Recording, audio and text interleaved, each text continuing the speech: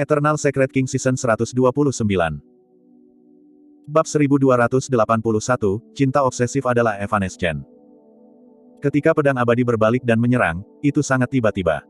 Selanjutnya, rahasia surgawi telah muncul. Awalnya, dia mengira Suzimo akan lengah dan pasti akan terkejut. Dalam keterkejutannya, ada kemungkinan besar dia akan terbunuh seketika oleh dua keterampilan rahasia roh esensi. Sayangnya, pedang abadi kecewa. Ketika dia berbalik, tidak ada tanda-tanda kepanikan di wajah Suzimo. Ketika dia menyulap keterampilan rahasia roh esensinya, kesadaran roh Suzimo juga berkumpul, seolah-olah dia sudah siap. Meretih. Tiba-tiba, cambuk yang terbuat dari petir muncul dari glabella Suzimo. Itu memancarkan aura destruktif dan mencambuk ke arah pedang yang masuk. Keterampilan rahasia roh esensi tunggal tidak cukup. Berdengung. Kekosongan bergetar. Cahaya keemasan yang memesona meledak dari glabella Suzimo. Simbol swastika raksasa turun, seolah-olah memiliki 1 ton berat dan tanpa cacat saat menyerang pedang Essence Spirit of Immortal Sword juga. Dua keterampilan rahasia roh esensi dirilis pada saat yang bersamaan. Ekspresi Immortal Sword berubah drastis. Jika Suzimo hanya memiliki 1 keterampilan rahasia roh esensi, itu tidak akan berarti apa-apa. Bagaimanapun, Suzimo hanya berada di alam karakteristik Dharma. Bahkan jika keterampilan rahasia roh esensi diwarisi dari Kaisar Guntur, itu tidak akan bisa menyakitinya. Namun, Suzimo telah merilis 2 keterampilan rahasia roh esensi sekarang dan semuanya diarahkan padanya, keterampilan rahasia roh esensi rahasia surgawi benar-benar diabaikan. Betapa gila! Pedang abadi dikutuk. 3 keterampilan rahasia roh esensi bertabrakan secara instan. Meskipun sunyi, kekosongan itu bergetar, terdistorsi, dan bahkan runtuh. Fluktuasi kesadaran roh yang menakutkan meledak dan hutan bambu di sekitarnya berubah menjadi debu tanpa suara. Ah! Pedang abadi menjerit dan rasa sakit yang tajam datang dari roh esensinya di dalam kesadarannya. Roh esensinya terluka dalam bentrokan ini. Desolate Martial, kamu harus mati karena melukai esens spiritku. Pedang abadi meraung dengan ekspresi mengancam. Menurut pendapatnya, tidak mungkin Suzimo bisa bertahan melawan keterampilan rahasia roh esensi rahasia surgawi karena dia telah melepaskan kedua keterampilan rahasia roh esensinya.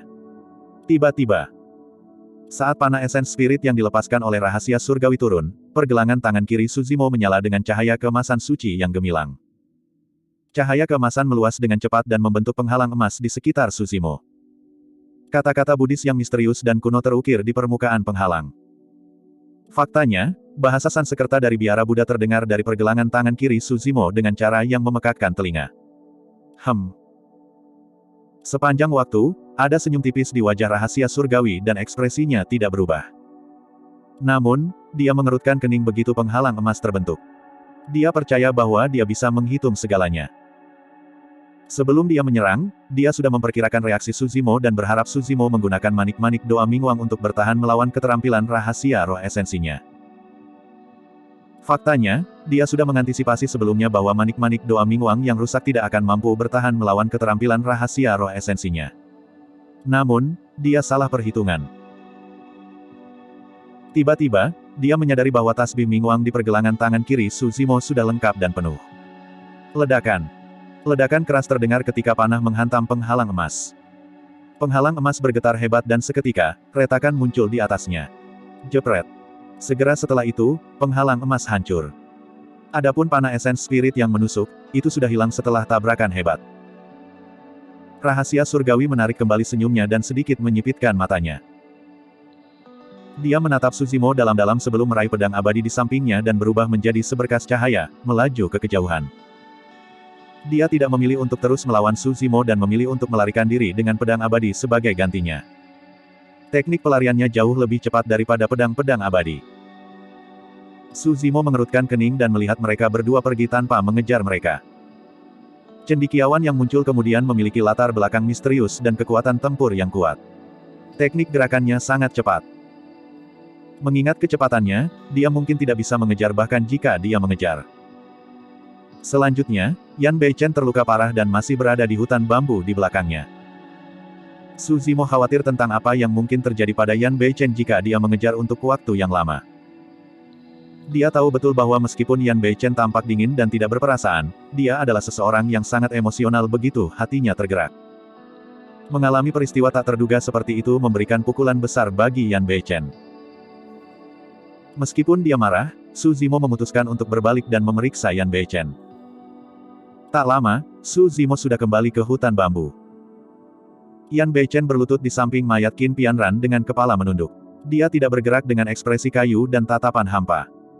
Jika itu orang lain, mereka akan lama menangis karena berteriak histeris. Namun, sejak awal, Yan Beichen tidak mengatakan sepatah kata pun atau berteriak. Dia hanya menatap Qin Pianran dalam diam. Su Zimo menemaninya di samping tanpa mengganggu. Namun, dia benar-benar khawatir ketika dia melihat Yan Beichen yang diam. Jika Yan Beichen berteriak, itu mungkin lebih baik. Semakin Yan Beichen terdiam, semakin khawatir Su Zimo. Saudara Yan, bagaimana kalau berbicara alih-alih menahannya? Su Zimo tidak bisa tidak membujuk. Saya baik-baik saja. Setelah waktu yang lama, Yan Beichen berkata perlahan dengan suara yang dalam dan serak. Ekspresi Su Zimo sedikit rileks. Tiba-tiba, Yan Beichen membuka mulutnya dan meludahkan seteguk darah. Saat dia meludahkan seteguk darah, kekuatan hidup Yan Beichen jelas jauh lebih lemah. Rambut hitamnya berubah menjadi abu-abu dengan kecepatan yang terlihat dengan mata telanjang. Kebijaksanaan di luar usia seseorang membawa bahaya bagi diri sendiri sementara cinta sepihak yang obsesif cepat berlalu. Jika Yan Beichen tetap sama, umurnya akan sangat berkurang. Banyak darah mengerikan berceceran di pipi cantik Qin Pianran. Yan Beichen merobek pakaiannya dan menyeka darah di wajahnya dengan lembut dan hati-hati. Kelembutan di mata Yan Beichen membuat hati Su Zimo mengepal. Dia menghela nafas secara internal dan berbalik, tidak tahan untuk terus menonton. Sama seperti itu, Yan Beichen berlutut di depan Qin Pianran sepanjang hari dan malam. Dia tidak mengambil satu langkah pun. Atau lebih tepatnya, tatapannya tertuju pada Qin Pianran sepanjang waktu. Khawatir, Su Zimo tetap berada di sampingnya juga. Pagi datang dan matahari terbit. Su Zimo tidak bisa menahannya lebih lama lagi. Dia berjalan ke depan dan mengeluarkan botol giok eliksir yang diambil dari kuil kuno Grand Primordium dari tas penyimpanannya. Awalnya, ada 2 eliksir pengembalian jiwa 9 revolusi di dalam botol giok. Sebelumnya, Su Zimo sudah mengkonsumsi 1 sebelum dia mengejar pedang abadi. Sebenarnya, dia sudah merasakan niat membunuh yang samar dan tidak terlihat saat dia bergerak untuk mengejar pedang abadi. Itu adalah peringatan dari persepsi rohnya dan jelas bukan ilusi. Pada saat itu, roh esensi Su Zimo sudah sangat lemah setelah melepaskan 3 karakteristik Dharma Langit dan Bumi dan ratusan ki pedang pembunuh surga. Itulah alasan mengapa dia hanya mengejar setelah mengkonsumsi 9 revolusi jiwa kembali eliksir dan bahkan merilis 2 keterampilan rahasia roh esens nanti. Saat ini, hanya ada 1 eliksir pengembalian jiwa 9 revolusi yang tersisa di botol giok. Roh esensi Yan Beichen terluka sejak awal. Dalam pertempuran ini, dia terluka parah oleh pedang abadi dan sekarang, dia mendapat pukulan seperti itu.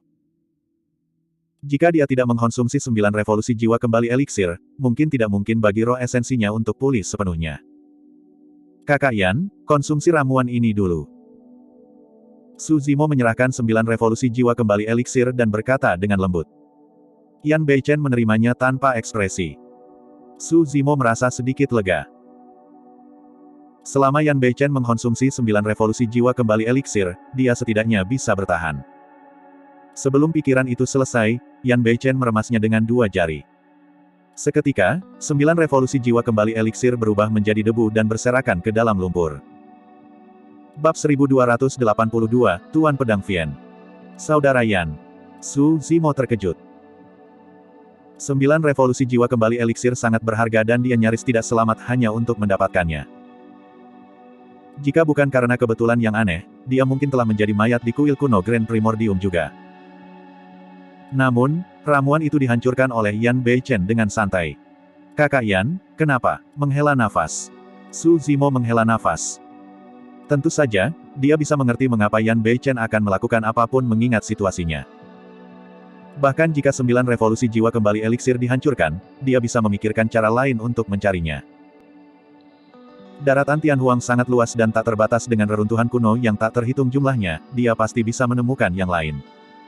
Pianran sudah mati. Apa gunanya ramuan ini bagiku? Petik 2. Yan Beichen menatap wajah Qin Pianran dengan linglung dan berkata dengan tenang. Ketika dia mendengar itu, jantung Su Zimo berdetak kencang. Alasan mengapa Yan Beichen menghancurkan 9 revolusi jiwa kembali eliksir adalah karena dia sudah bertekad untuk mati. Saudara Yan, sekarang setelah semuanya menjadi seperti ini, kamu harus berhati-hati. Bahkan dengan kematiannya, rekan Daois Qin tidak ingin kamu menjadi sedih seperti ini. Khawatir, Su Zimo menghibur dengan lembut. Betul sekali. Yan Beichen berkata, Pianran ingin aku baik-baik saja sebelum dia pergi. Tetapi, bagaimana bisa? Bagaimana saya bisa hidup sendiri tanpa Pianran? Tiba-tiba, ekspresinya berubah sangat menyakitkan saat dia memukul tanah berulang kali dengan tinjunya, menyebabkan lumpur beterbangan kemana-mana. Saya membencinya. Aku sangat membencinya. Yan Beichen mengangkat kepalanya dan menangis ke langit. Matanya merah saat dia melolong tragis. Tiba-tiba, kekuatan yang sangat menakutkan menyebar dari tubuh Yan Beichen. Itu adalah kekuatan yang akrab yang menyebabkan jantung Su Zimo berdetak kencang. Segera setelah itu, tanah di bawah kaki Su Zimo bergetar. Seolah-olah sesuatu yang sangat menakutkan telah terbangun dan menyerbu keluar dari bawah tanah. Ekspresi Su Zimo berubah. Tiba-tiba, dia memikirkan item iblis kuno. Ledakan. Saat itu, tanah tidak jauh tiba-tiba retak dan bayangan hitam melonjak ke langit. Itu memancarkan ki iblis yang bergemuruh seolah-olah ingin melahap dunia. Su Zimo memfokuskan pandangannya. Pedang iblis kebencian. Pedang iblis kuno itu adalah senjata paling menakutkan yang pernah dilihat Su Zimo sampai titik kultivasinya ini. Memikirkan bahwa pedang iblis kuno ini akan memiliki perasaan sedemikian rupa sehingga bisa merasakan kekuatan kebencian yang sangat besar yang terkandung dalam tubuh Yan Beichen dan menjadi ada.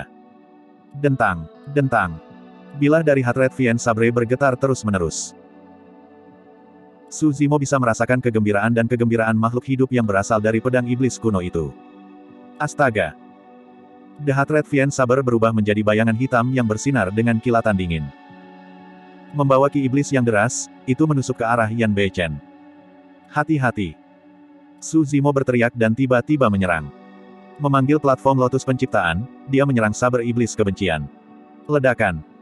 Lampu hijau dan bayangan iblis hitam pekat bertabrakan dengan ledakan yang memekakkan telinga. Lingkaran kekuatan setengah lingkaran meledak dari titik tabrakan kedua senjata dan menyebar dengan liar ke segala arah. Terhadap dampak kekuatan itu, Su Zimo tidak bisa menstabilkan dirinya sendiri dan dikirim terbang sementara platform Lotus Penciptaannya jatuh ke samping. Su Zimo terkejut. Bahkan ketika digunakan oleh Dao Lord Hatred, pedang iblis kuno ini tidak memiliki kekuatan yang menakutkan. Setelah terbang sejauh puluhan kaki, Su Zimo mengabaikan rasa sakit di tubuhnya dan berjuang untuk berdiri dengan tergesa-gesa, melihat ke arah Yan Beichen. Segera, ekspresinya berubah. The Hatred Vien Saber telah menusuk dada Yan Beichen dan langsung masuk. Itu menembus dada Yan Beichen dan pedang berlumuran darah mencuat dari punggungnya. Saudara Yan. Su Zimo berseru dan ingin maju. Kekuatan roh esensinya hampir habis setelah pertempurannya dengan pedang abadi dan hujan awan. Namun, bahkan jika dia harus mempertaruhkan nyawanya, dia tidak bisa membiarkan apapun terjadi pada Yan Beichen. Jangan datang. Saat itu, Yan Beichen meraung. Su Zimo berhenti di jalurnya. Yan Beichen memiliki ekspresi sedih saat wajahnya diperas. Meskipun tubuhnya gemetar karena rasa sakit, dia menggertakkan giginya dan berkata, lagi. Itu tidak cukup menyakitkan. Saat dia mengatakan itu, saber iblis kebencian menarik dirinya keluar dan menusuk dada Yan Beichen sekali lagi. Bagus, lagi. Yan Beichen meraung. Tebasan lain. Tebasan itu telah menusuk perut Yan Beichen. Bagus. Yan Beichen tertawa terbahak-bahak seolah-olah dia sudah gila. Lagi. Dengan setiap tusukan saber iblis kebencian, tubuh Yan Beichen akan gemetar kesakitan. Namun, matanya mengungkapkan kelegaan sebagai bentuk pelepasan. Su Zimo menyaksikan semuanya dengan linglung. Dia akhirnya mengerti mengapa Yan Beichen tidak mengizinkannya untuk melangkah maju. Itu karena Yan Beichen menggunakan metode ini untuk menyiksa dirinya sendiri. Itu untuk menyelesaikan rasa sakit di hatinya. Mungkin itu satu-satunya cara dia bisa meredakan rasa sakit di hatinya. Dalam sekejap mata, Yan Beichen telah dipukul puluhan kali. Luka berdarah muncul di tubuhnya dengan cara yang mengejutkan dan dadanya hampir tertusuk oleh saber iblis kebencian. Ada alasan lain mengapa Suzimo tidak melangkah maju untuk menghentikannya. Itu karena meskipun dia terkejut mengetahui bahwa hati Yan Beichen telah hancur setelah menerima begitu banyak tebasan dan dia telah kehilangan banyak ki darah. Kekuatan hidup di tubuhnya tidak habis. Sebaliknya, itu meningkat. Kekuatan ki darahnya meningkat dengan cepat. Kekuatan yang sangat menakutkan secara bertahap terbangun, berkecambah dan tumbuh di dalam tubuh Yan Beichen. Bola ki iblis hitam pekat tumbuh di dalam tubuh Yan Beichen, menjadi lebih kaya dan lebih menakutkan saat mereka menyelimuti tubuhnya. Pembuluh darah di mata Yan Beichen sudah menjadi hitam. Matanya menjadi hitam pekat seperti dua lubang hitam raksasa dan kebencian di dalamnya sepertinya bisa melahap segalanya. Jantung Suzimo berdetak kencang. Dia bisa dengan jelas melihat bahwa luka Yan Beichen sedang sembuh dengan kecepatan yang terlihat dengan mata telanjang di bawah selubung ki iblis yang bergemuruh. Akhirnya, saber iblis kebencian berhenti. Itu berdiri tegak di depan Yan Beichen. Tubuh pedang iblis kuno dinodai dengan darah Yan Beichen yang tak ada habisnya. Pada saat itu, aura yang dipancarkannya sudah menyatu dengan Yan Beichen. The Hatred Vien Saber telah mengakui tuannya melalui darah. Kesadaran Yan Beichen tampaknya di luar kendalinya juga. Dia mengulurkan kedua tangan dan mencengkeram pegangan saber iblis kebencian. Ki iblis yang bergemuruh memanjang dari pedang dan melonjak ke tubuhnya. Ki iblis membentuk kata-kata gelap, menyeramkan dan dingin di udara. Setiap kata dipenuhi dengan kebencian yang luar biasa. Kebencian itu tak terbatas dan meluas ke surga dan bumi. Kata-kata itu akhirnya melonjak ke tubuh Yan Beichen. Setelah melihat itu, Suzimo akhirnya mengerti sesuatu. Dia akhirnya tahu mengapa dia tidak dapat menemukan sutra kebencian di tas penyimpanan Dao Lord kebencian saat itu. Itu bukan karena sutra kebencian dihancurkan oleh Dao Lord kebencian, tetapi karena itu ada di dalam saber iblis kebencian itu sendiri. Seseorang hanya memenuhi syarat untuk mengolah teknik iblis nomor 1 di era kuno ini setelah mendapatkan pengakuan dari saber iblis kebencian. Bab 1283, Kelahiran Asura. The Hatred Vien Sabre adalah senjata dari Vien Emperor Hatred kuno. Pedang iblis kuno mengandung kekuatan yang sangat menakutkan yang tidak berhasil dilepaskan sepenuhnya oleh Dao Lord Hatred. Tapi sekarang, kekuatan itu akhirnya muncul dengan sendirinya. Kekuatan itu tidak hanya membawa perubahan pada ki darah dan tubuh Yan Beichen. Ki iblis tak berujung melonjak ke kesadaran Yan Beichen dan melingkari roh esensinya. Luka pada roh esensinya juga sembuh dengan cepat. Suzimo merasakan emosi yang campur aduk ketika dia merasakan perubahan di Yan Beichen. Dia senang bahwa saber iblis kebencian telah mengenali Yan Beichen sebagai tuannya. Paling tidak, nyawa yang terakhir tidak dalam bahaya dan luka pada roh esensinya telah teratasi. Dia khawatir karena tidak ada yang tahu apa yang akan menjadi Yan Beichen setelah mewarisi warisan kebencian Kaisar Vien. Sekitar 2 jam kemudian, roh esensi Yan Beichen sudah pulih. Kecepatan ini bahkan lebih cepat dari 9 revolusi jiwa kembali eliksir. Kekuatan yang dikandung oleh Hatred Vien Saber berasal dari Kaisar Vien kuno. Dengan pemulihan roh esensinya, aura Yan Beichen meningkat pesat di bawah dukungan kekuatan luar biasa itu. Dalam waktu kurang dari 1 jam, ada ledakan. Yan Beichen bergidik dan ranah kultivasinya naik 1 tingkat. Dia memasuki alam karakteristik Dharma 20 tahun yang lalu dan roh esensinya terluka setelahnya. Ranah kultivasinya selalu berada di alam karakteristik Dharma tahap awal. Dalam waktu kurang dari 1 jam, dia sudah berada di alam karakteristik Dharma tingkat menengah. Namun, terobosan itu belum berakhir. 2 jam kemudian, Yan Beichen menerobos sekali lagi. Alam karakteristik Dharma tahap akhir. Kembali ketika Dao Lord Hatred memperoleh pedang iblis kuno ini, dia hanya mewarisi sutra kebencian tetapi tidak dapat mewarisi kekuatan pedang iblis ini. Itu karena Dao Lord Hatred belum benar-benar mendapatkan pengakuan dari Hatred Vien Sabre. Namun, itu berbeda untuk Yan Beichen. Yan Beichen telah sepenuhnya mewarisi saber iblis kebencian. Saber iblis kebencian muncul dengan sendirinya untuk mengakui dia sebagai tuannya. Saat malam turun, Yan Beichen menerobos sekali lagi. Alam karakteristik Dharma yang disempurnakan. Dari karakteristik Dharma tingkat awal hingga karakteristik Dharma yang disempurnakan, hanya butuh 1 hari. Ini adalah kecepatan yang tak seorang pun dalam sejarah bisa menandingi. Kesempatan seperti itu benar-benar belum pernah terjadi sebelumnya.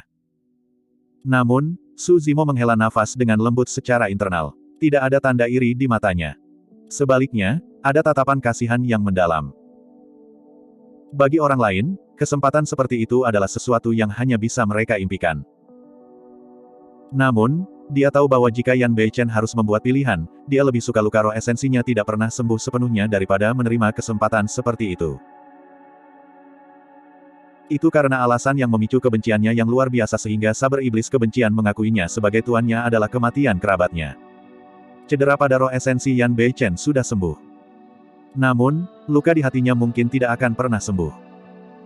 Setelah memasuki alam karakteristik Dharma yang disempurnakan, aura Yan Beichen berangsur-angsur stabil. Bagaimanapun, ada perubahan kualitatif dalam kekuatan antara alam kultivasi utama dan ada penghalang yang tak terbayangkan di antara mereka. Saber iblis kebencian telah mencapai batasnya dengan membiarkan Yan Beichen menerobos ke alam karakteristik Dharma yang disempurnakan dalam satu hari. Dalam sekejap mata, malam berlalu. Yan Beichen duduk di sana tanpa bergerak dan mencengkeram saber iblis kebencian dengan kedua tangan.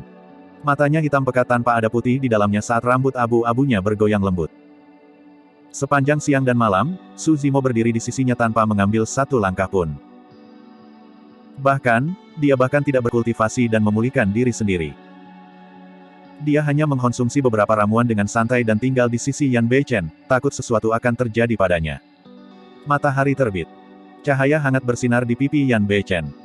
Tiba-tiba, ekspresi Yan Beichen berubah dan warna hitam di mata iblisnya memudar secara bertahap, memperlihatkan bagian putih matanya dan kembali normal. Kakak Yan. Su Zimo berusaha memanggil dengan lembut. Saya baik-baik saja. Yan Beichen berbicara perlahan dengan ekspresi tenang. Su Zimo menghela napas lega. Awalnya, dia khawatir Yan Beichen akan menjadi orang yang sama sekali berbeda setelah mewarisi warisan saber iblis kebencian, mirip dengan kemungkinan berasimilasi. Sekarang, sepertinya Yan Beichen masih mengingatnya. Tentu saja, Su Zimo juga samar-samar bisa merasakan bahwa Yan Beichen memang berbeda dari sebelumnya. Paling tidak, dia tidak memiliki tekad yang sama untuk mati seperti sebelumnya. Kebencian itu benar. Tiba-tiba, Yan Beichen berkata, tidak mungkin bagi saya untuk menjalani kehidupan yang damai dengan Pianran. Saya Asura dan tangan saya ternoda dengan darah yang tak ada habisnya. Tidak mungkin saya bisa meninggalkan dunia kultivasi. Su Zimo terdiam. Memikirkan bahwa kata-kata terakhir Dao Lord Hatred akan berakhir sebagai ramalan. Jika aku, kebencian, dapat menemukanmu hari ini, orang lain akan melakukannya besok. Anda tidak akan pernah bisa meninggalkan dunia kultivasi atau bermimpi tentang hidup dalam damai. Kata-katanya menjadi kenyataan. Pedang abadi memang muncul. Aku terlalu naif. Ekspresi Yan Beichen mengejek saat dia tertawa.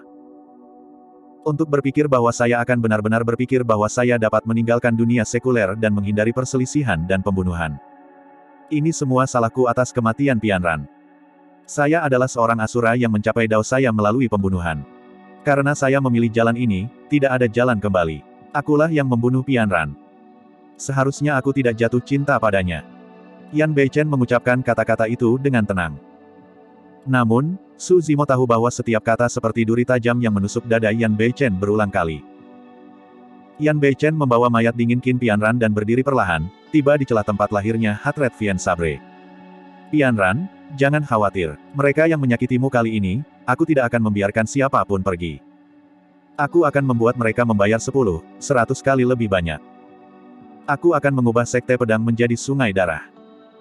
Nada bicara Yan Beichen mengungkapkan niat membunuh tanpa akhir yang dingin dan menyeramkan, menyebabkan seseorang bergidik. Su Zimo tahu. Asura telah kembali. Tepatnya, Asura yang sebenarnya baru saja turun ke dunia ini. Asura saat ini berkali-kali lebih kuat dari mantan murid tituler, Yan Beichen. Yan Beichen tidak lagi memiliki kelemahan. Dia tidak lagi memiliki keterikatan atau emosi. Yang lebih menakutkan lagi adalah Yan Beichen mewarisi warisan kebencian Kaisar Iblis. Dao Asura, Dao kebencian. Tidak ada yang tahu apa yang akan dicapai oleh Asura yang mengolah sutra kebencian dan menggunakan pedang iblis kebencian. Su Zimo juga tidak bisa membayangkannya. Dia mungkin berakhir lebih menakutkan daripada kebencian Kaisar Iblis kuno. Yan Beichen menatap Qin Pianran dalam-dalam dengan keengganan dan kerinduan yang tak ada habisnya di matanya. Dia kemudian mengambil keputusan dan melepaskan tangannya. Mayat Qin Pianran jatuh ke dalam jurang gelap retakan dan berangsur-angsur menghilang. Mulai hari ini, Hanya akan ada Asura dan tidak ada Yan Beichen yang tersisa di dunia ini. Yan Beichen berkata dan melambaikan lengan bajunya dengan lembut. Bang! Ledakan! Ledakan! Retakan di tanah sembuh perlahan di bawah kekuatan dharmanya yang besar dan dalam sekejap mata, itu kembali normal. Seolah-olah Yan Beichen sudah terkubur bersama Qin Pianran di jurang ini. Zimo, aku pergi. Asura melompat. Kakak Yan, kemana kamu akan pergi? Jantung Suzimo berdetak kencang dan dia bertanya dengan tergesa-gesa.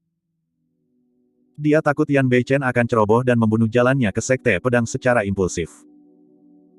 Memang benar bahwa Asura memperoleh warisan dari kebencian Kaisar Iblis, tetapi dia hanya berada di alam karakteristik Dharma di penghujung hari. Jika dia membunuh jalannya ke Sekte Pedang, dia akan ditekan oleh banyak ahli di dalam di atas.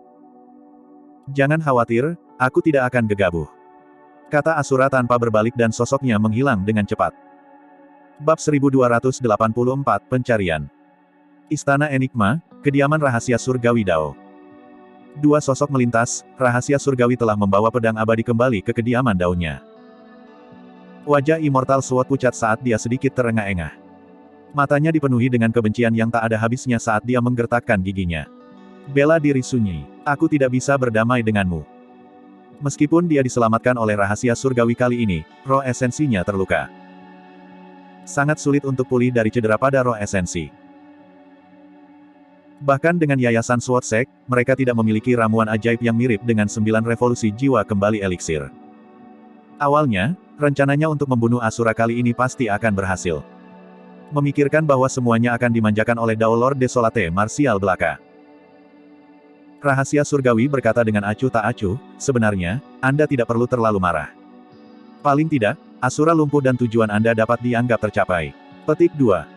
Itu benar, pelacur itu, Qin Pianran, juga mati. Pedang abadi mengangguk. Berhenti sejenak, dia berbalik dan bertanya, Saudara rahasia surgawi, apakah Anda memiliki 9 revolusi jiwa kembali eliksir? Jika Anda melakukannya, saya dapat membantu Anda mendapatkan harta apapun yang Anda inginkan sebagai gantinya. Petik 2. Maaf. Rahasia surgawi tersenyum meminta maaf. Tatapan Immortal Sword meredup dan ekspresinya menjadi gelap sekali lagi. Ada sedikit ejekan sekilas di kedalaman mata rahasia surgawi. Bahkan jika dia memiliki 9 revolusi jiwa kembali eliksir, dia pasti tidak akan menyerahkannya ke pedang abadi, apalagi fakta bahwa dia tidak memilikinya. Paling-paling, mereka berdua hanya memanfaatkan satu sama lain. Selanjutnya, pedang abadi adalah orang yang berpikiran sempit dan tidak tahu berterima kasih. Bahkan jika dia diberi 9 revolusi jiwa kembali eliksir, dia tidak akan mengingat bantuan ini. Apa yang terjadi dengan Qin Pianran? Dia masih terbunuh tanpa ampun pada akhirnya. Dao Lord Cloud Rain telah mengenalnya selama bertahun-tahun dan ditentang olehnya, mengakibatkan kematiannya.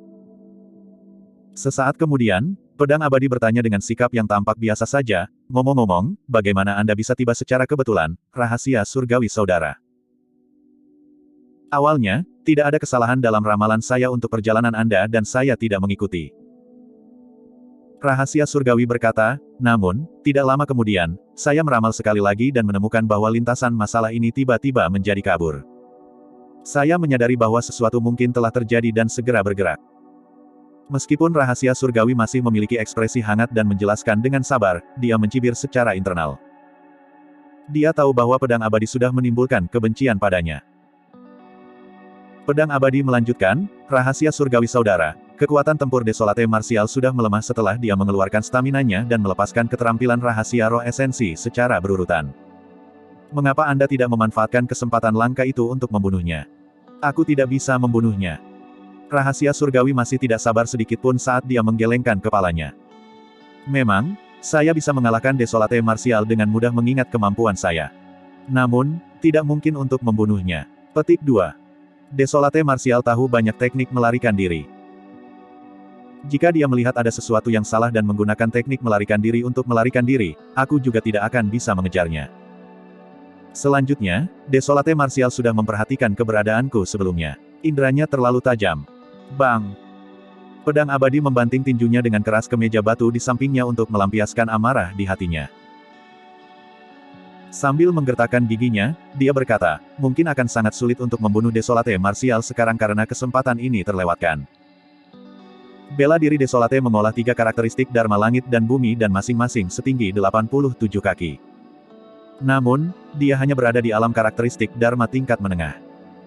Begitu dia memasuki alam tubuh bersama, hanya seorang Patriark Mahayana yang bisa menekannya.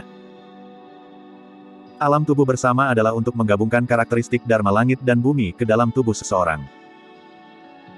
Jika Desolate Martial maju ke alam tubuh bersama dan menyatu dengan 3 karakteristik Dharma Langit dan Bumi yang dia kembangkan, apa yang akan terjadi pada kekuatan tempurnya? Rahasia surgawi tidak terburu-buru atau frustrasi ketika dia mendengar gerutuan pedang abadi. Dia berkata dengan acuh tak acuh, mungkin ada kesempatan. Oh. Pedang abadi mengangkat alisnya dan bertanya, mengapa kamu mengatakan itu? Rahasia surgawi menjawab, pertarungan untuk peringkat karakteristik Dharma muncul dalam waktu 100 tahun. Maksudmu mengatakan? Pedang abadi jatuh ke dalam pemikiran yang dalam dan merenung sejenak sebelum menggelengkan kepalanya. Kesempatan macam apa itu? Mengingat kekuatan tempur Desolate Martial saat ini, dia cukup untuk menjadi peringkat pertama dari karakteristik Dharma. Selanjutnya, Desolate Martial memiliki Patriark Mahayana yang mendukungnya. Mengingat keagungan peringkat karakteristik Dharma, tidak ada jaminan bahwa Patriark ini tidak akan muncul. Pada saat itu, siapa yang berani menyentuhnya? Rahasia surgawi tersenyum acuh tak acuh. Menurut perhitunganku, orang dari lembah pemakaman naga itu pasti tidak akan hidup lebih dari 100 tahun. Pedang abadi menggelengkan kepalanya. Meski begitu, 4 kelompok yang tidak ortodoks, lembah Snowdrift, Biara Dapamkara dan beberapa sekte super lainnya berhubungan baik dengannya. Tidak mungkin bagi kita untuk membunuh Desolate Martial di depan semua orang. Petik 2.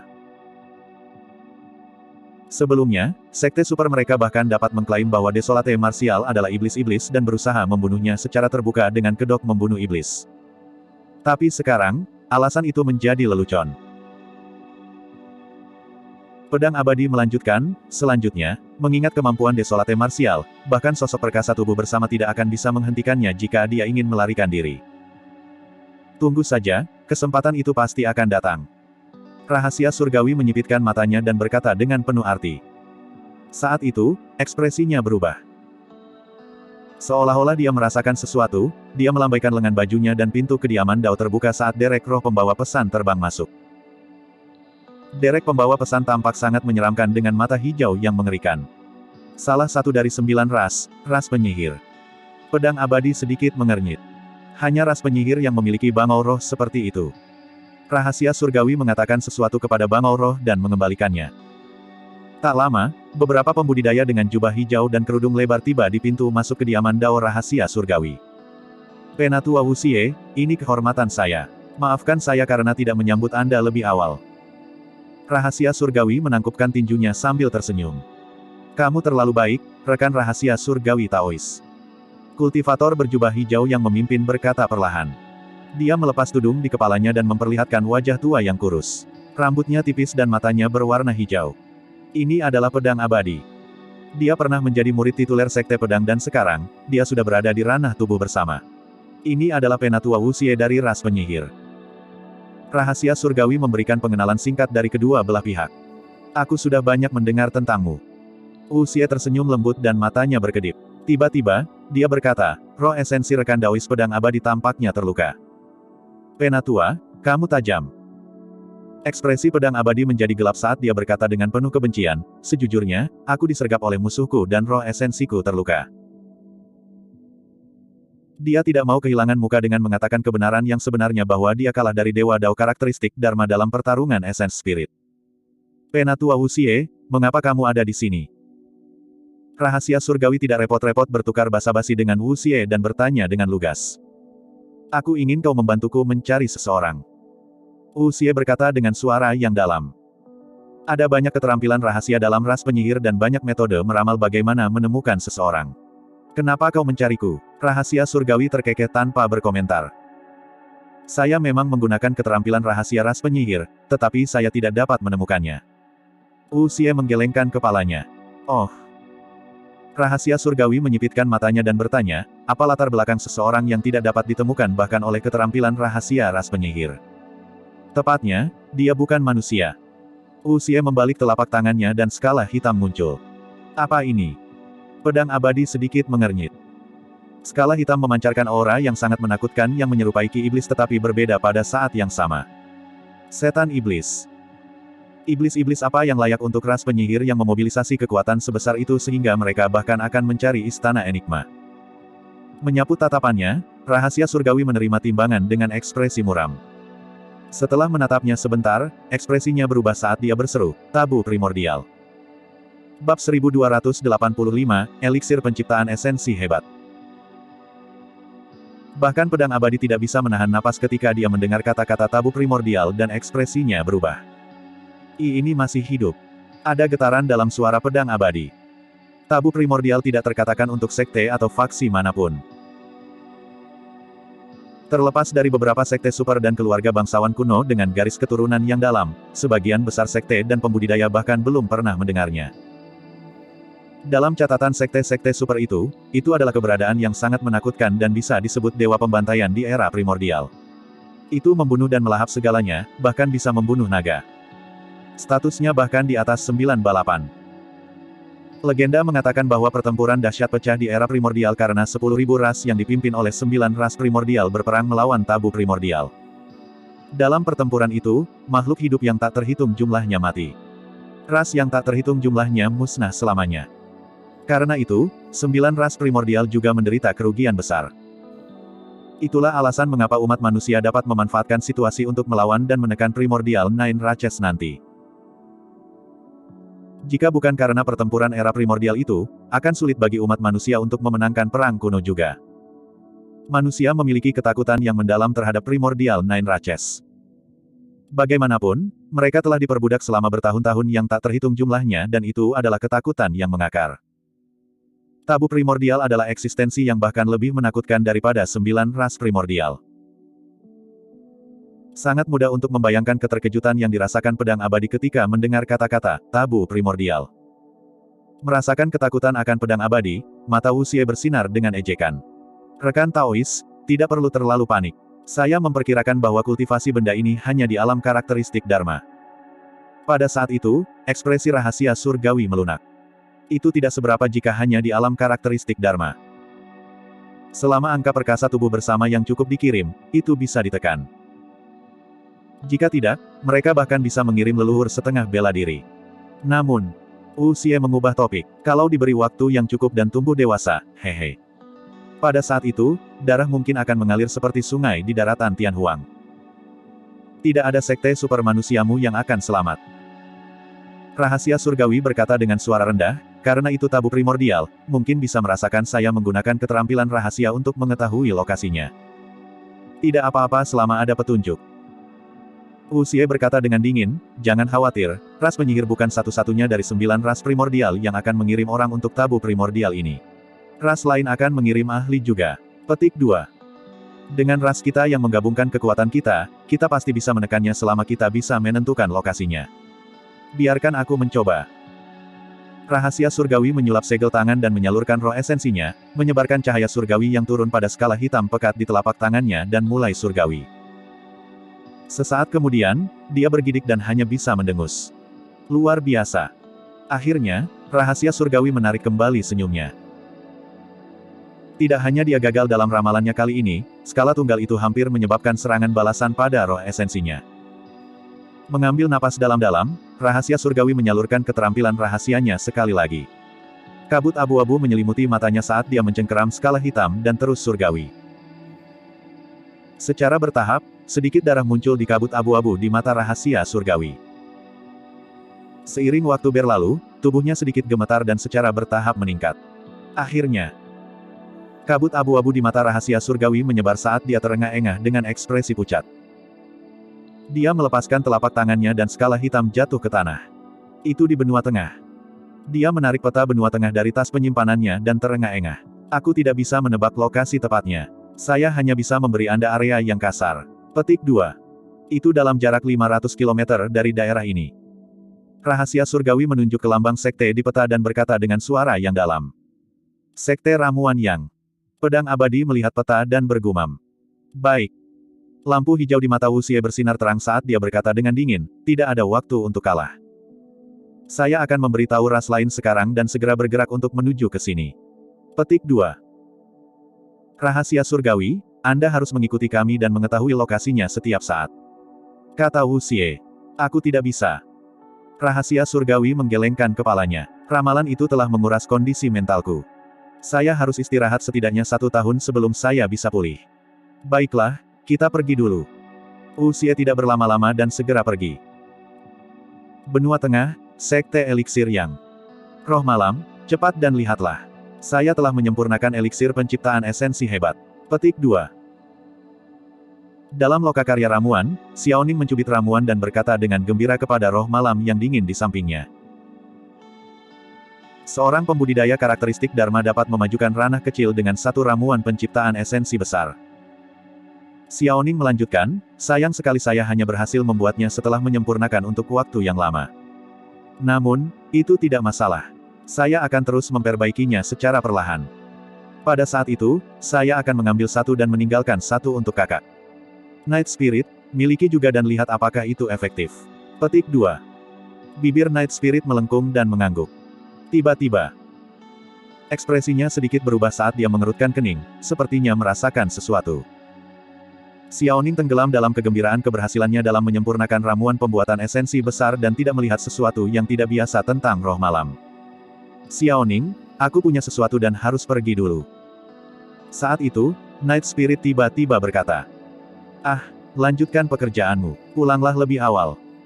Xiaoning melambaikannya dan tersenyum. Setelah keheningan yang lama, Night Spirit berkata, "Masalah ini sedikit merepotkan. Aku mungkin akan pergi lebih lama." Ah. Xiaoning bisa mendengar sesuatu yang aneh dalam nada Night Spirit dan bertanya, "Berapa lama yang kamu butuhkan?" "Saya juga tidak tahu, mungkin 10 atau 100 tahun. Bagaimanapun, Anda tidak perlu khawatir jika saya tidak kembali," kata Night Spirit. "Apakah kamu membutuhkan bantuanku?" Xiaoning bertanya dengan lembut. "Tidak apa-apa." Night Spirit menggelengkan kepalanya dan tidak melanjutkan obrolan dengan Xiaoning. Berbalik untuk pergi, dia menghilang dari pandangannya tak lama kemudian. Apakah akhirnya akan dimulai? Di luar Sekte Eliksir Yang, ekspresi Night Spirit dingin saat dia bergumam. Dalam sekejap, dia menghilang ke dalam kehampaan seperti hantu. Pada saat yang sama, di benua tengah dan hutan bambu, Su Zimo menghela nafas dalam-dalam saat dia melihat Yan Beichen pergi. Kelahiran Asura sejati pasti akan menyebabkan pertumpahan darah di daratan Tianhuang. Tak satu pun dari orang atau faksi yang terlibat dalam hal ini akan terhindar. Su Zimo mengalihkan pandangannya ke mayat Dao Lord Cloud Rain dan mengeluarkan tas penyimpanannya. Sebagai murid tituler Cloud Rain Sekte, tas penyimpanan Dao Lord Cloud Rain mungkin diisi dengan harta karun. Su Zimo membuka tas penyimpanannya dan mengalihkan pandangannya. Ada banyak teknik kultivasi dan keterampilan rahasia di dalamnya. Namun, karena mereka bukan ortodoks, Su Zimo tidak mau repot-repot mengolahnya. Ada juga beberapa senjata Dharma tingkat tertinggi dan tingkat sempurna di dalamnya. Su Zimo menyimpan semuanya. Apa yang benar-benar menerangi matanya adalah ramuan. Ada Great Essence Creation Elixir di tas penyimpanan Dao Lord Cloud Rain. Kembali di kuil kuno Grand Primordium, semua orang jatuh ke dalam halusinasi dan melihat eliksir penciptaan esensi hebat. Ini bukan halusinasi, ini adalah obat mujarab kuno yang sebenarnya. Saat ini, dia berada di alam karakteristik Dharma tingkat menengah. Jika dia mengkonsumsi ramuan penciptaan esensi hebat ini di sini, dia bisa menerobos ke alam karakteristik Dharma tahap akhir dengan cepat. Pada saat itu, karakteristik Dharma langit dan buminya akan tumbuh sekali lagi. Bab 1286, Tungku Bela Diri Dao. Kota Pingyang. Belum lama ini, tubuh utama Su Zimo, tubuh sejati Dao bela diri miliknya, telah kembali dari puncak etiril. Dia sudah menghafal semua teknik kultivasi dan keterampilan rahasia puncak etiril. Di halaman yang akrab, tubuh utama duduk di bawah pohon bunga persik dan tidak bisa tidak mengingat malam itu bertahun-tahun yang lalu, seorang wanita berjubah darah berdiri di sini dengan cahaya bulan yang kabur, membawanya ke dunia kultivasi. Semuanya terasa seperti seumur hidup telah berlalu. Tubuh utama secara bertahap menutup matanya. Dia siap untuk menerobos dari ranah formasi inti dan maju ke ranah berikutnya. Setelah membentuk inti, baik itu Tao abadi, Buddha atau iblis, mereka akan mencapai tujuan yang sama melalui cara yang berbeda. Mereka akan memanfaatkan perubahan inti emas mereka untuk terhubung ke surga dan bumi dan membentuk roh esensi. Itu sama untuk martial Dao. Tubuh utamanya menamai alam berikutnya alam roh bela diri. Roh esensi dari Dao bela diri adalah roh bela diri. Itu berhubungan dengan alam roh yin dari klasik mistik dari 12 Raja Iblis dari Gurun Besar dan alam jiwa yang baru lahir dari teknik budidaya abadi, Buddhis dan Iblis. Tentu saja, tubuh utamanya terus meningkat di martial Dao. Menurut Sutra Bela Diri, masih ada perbedaan antara roh bela diri dan roh esensi biasa. Tubuh utama duduk tak bergerak di bawah pohon bunga persik, seolah-olah dia ketakutan. Secara bertahap, tubuh utama bahkan tidak perlu bernapas. Tao Yao mengayunkan ranting-rantingnya dengan lembut. Jika dia tidak merasakan kekuatan hidup di dalam tubuh utama, dia akan berpikir bahwa tubuh utama telah meninggal. Tubuh utama terbentuk dari buah Dao dari martial Dao. Dia adalah orang yang menciptakan sutra bela diri dan telah lama berkultivasi ke transformasi ke-9 dari 9 transformasi, Dragon Elephant Force. Tubuh utama tidak pernah bertarung dengan siapapun dan tidak ada yang tahu kekuatan tempurnya. Sederhananya, tubuh Suzimo ketika dia berada di ranah inti emas dan mengolah klasik mistis dari 12 Raja Iblis dari Gurun Besar tidak dapat dibandingkan dengan tubuh utamanya dalam hal fisik dan kekuatan ki darah. Tidak seorang pun, bahkan tubuh utama, yang tahu seperti apa roh bela diri yang dibentuk oleh inti dalam yang menembus kekosongan ini di masa depan. Proses ini tidak asing dengan tubuh utama. Bang, bang, bang. Ekspresi tubuh utama tidak berubah dan dia tidak bergerak di permukaan. Namun, suara gemetar menggema dari dalam tubuhnya. Inti dalamnya terus-menerus mengisi kekosongan. Ada kemungkinan kegagalan dalam proses ini. Jika inti batin seseorang tidak cukup kuat, mereka akan gagal dalam terobosan. Namun, untuk tubuh prima ini, tidak ada yang bisa menghentikan inti dalamnya yang telah mengembangkan kekuatan seekor gajah naga. Tak lama, penghalang kekosongan di tubuhnya rusak. Kesadarannya muncul. Inti dalamnya menerobos masuk dan menyatu dengan jiwa dalam kesadarannya, membentuk roh bela diri. Yang aneh adalah bahwa martial spirit tidak dalam bentuk manusia. Sebaliknya, itu adalah bola api ungu yang memancarkan aura gemetar. Tao Yao awalnya melindungi tubuh utama. Namun, saat tubuh utama memunculkan martial spiritnya, Tao Yao merasa jantungnya berdetak kencang dan berubah menjadi bentuk manusia. Dalam sekejap, dia bersembunyi di sudut halaman dengan ekspresi bingung. Bahkan Tao Yao, yang berada di alam karakteristik Dharma, merasakan rasa takut dari api ungu yang dibudidayakan oleh tubuh utama. Lama kemudian, api ungu dalam kesadarannya berubah terus-menerus dan berangsur-angsur terbentuk. Meskipun memiliki penampilan yang sama dengan Suzimo, tubuhnya terbakar dengan lapisan api ungu. Cukup benar. Tubuh utama membuka matanya perlahan dan mengangguk. Martial Dao-nya sangat berbeda dari jalur kultivasi abadi, Buddha, dan Iblis sebelum pembentukan inti. Dewa, Buddha, dan Iblis berkultivasi dengan menyerap ki roh surga dan bumi dengan tubuh mereka.